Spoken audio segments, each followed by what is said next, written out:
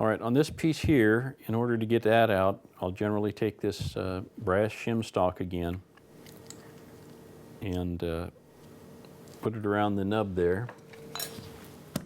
And then you can just take a pair of pliers, usually.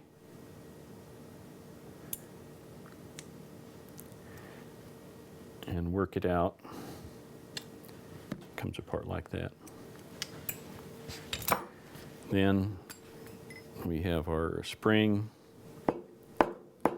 our other shims underneath the spring. And at this point, we have our regulator apart. And this part here on the exhaust valve has a little bit of a tricky part to it, in that you need a set of snap rings. Let's see if you can see there's a snap ring in there. It holds the guts of that part. And so to get those out, you just get your snap ring pliers.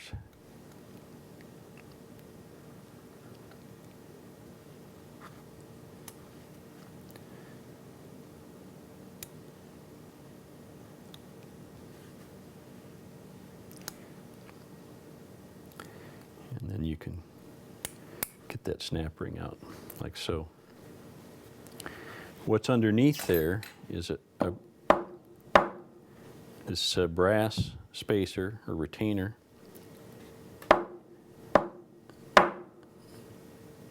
And beneath that is usually a plastic spacer, although I've seen some that didn't have plastic spacers, but I think it's supposed to have it. You get the plastic spacer out, and there it is.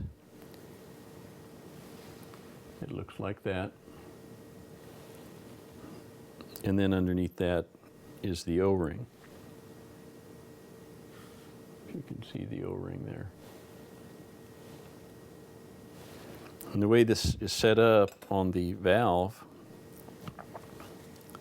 comes through like this. It goes through the valve body. You can see the stem here where the striker or the hammer hits it. But in order to keep the air from flowing this way and to force it to flow through the transfer port, you need to seal the stem. And that's what this O-ring does. It seals the stem, and these other parts are spacers, I guess, to hold everything in there.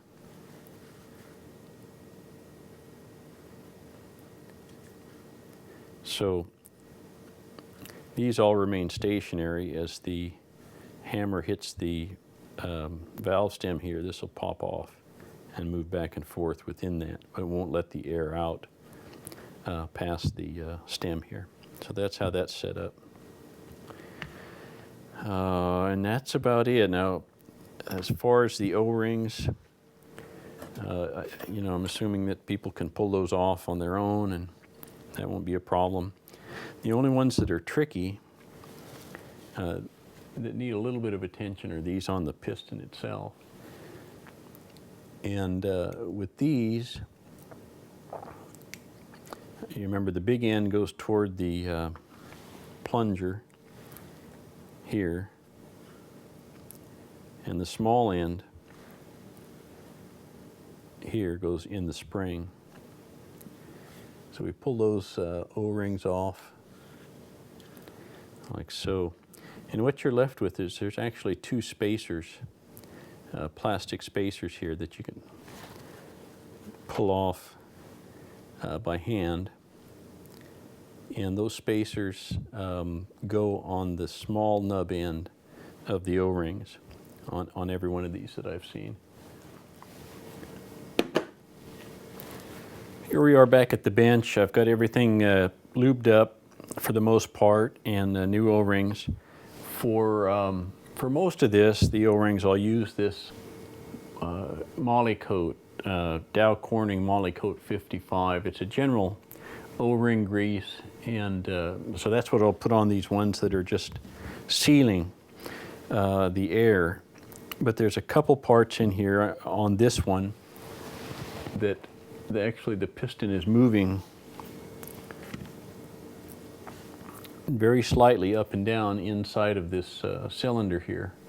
So what I like to do is put a little bit more superior lube on that, because it is a moving part. And I'll do the same thing with the O-ring where the valve stem goes through and the O-ring that the ball sits on. And for that, I use this Krytox made by DuPont, and it's GPL 226. This is a food grade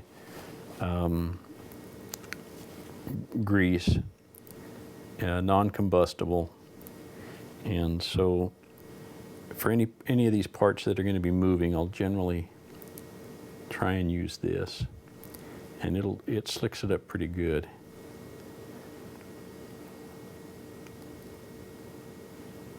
We don't want to get carried away. This stuff is really expensive, so we don't want to use too awful much, but we want to make sure it's good and greased too. All right, so this is ready to assemble. We have, in this instance, what I'm going to do is I'm going to shim underneath the spring in here. We've got 3 shims. One's a 90 thousandths of an inch, one's a 60, and one's a 40. And so altogether we've got, well, actually 62, 43, and 91 thousandths. So altogether it's 196 thousandths of shim in the cylinder here that goes underneath the spring. And then on top of that goes the piston.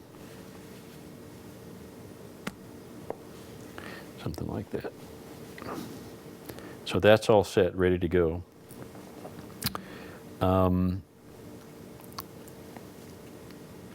For the ball, what I normally do is put some of this on there, put it down inside.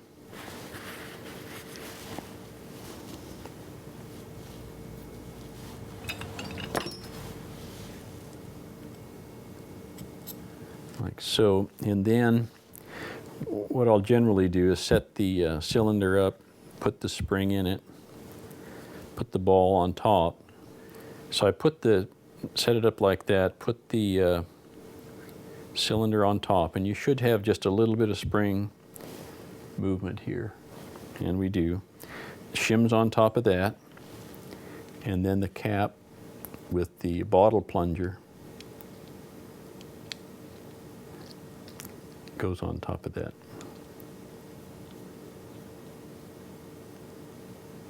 And we'll tighten that up in just a minute. At the other end, we have the plunger, and again, I'm going to use just a little bit of this super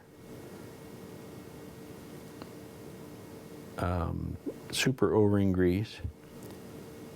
They say it's food grade, which I don't think you're supposed to eat it, but it means you can have it around food, I suppose. Down in there. Okay, there's our plungers in there.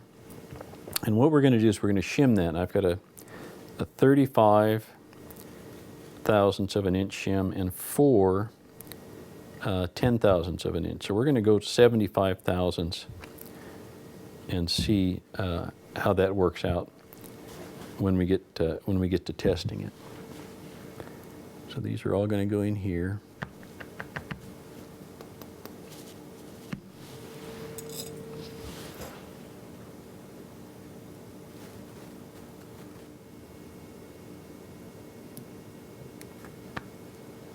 Okay.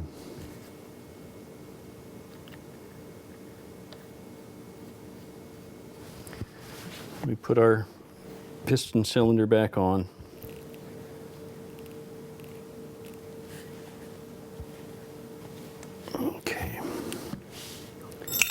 So this is together, and I'll tighten that up off camera. But basically this will seat in here. You'll see a little bit of thread left. This one will be tight on this end. At the other end, we have the valve. And by the way, I didn't show it, but this is a good time while you have it all apart. You can always polish the valves here, the valve seats. So that one would go in there like that, and all of this stuff would go in the other side. So we put in our O-ring first.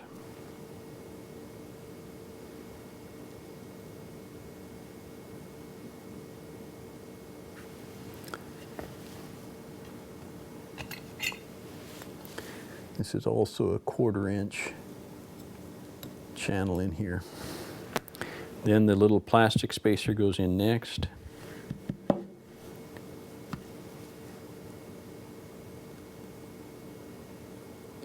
Sits on top of the O-ring.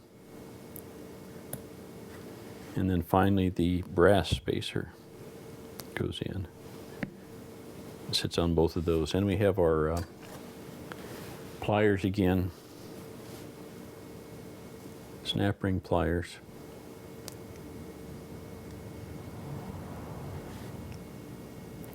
We want that to fit down inside the slot there.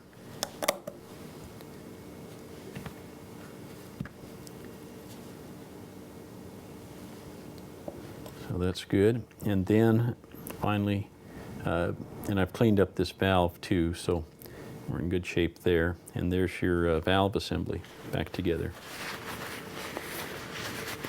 And so you've seen the way it fits together here with the bottle end, the valve at this end, kind of like that, spring.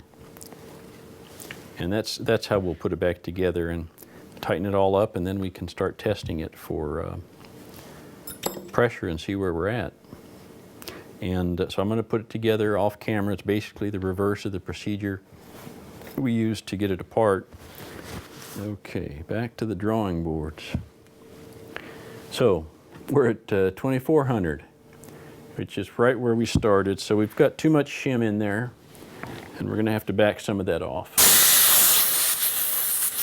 So we go back through. We're going to take the regulator apart again, remove a shim from underneath the plunger, and put it back together and see what it does after that.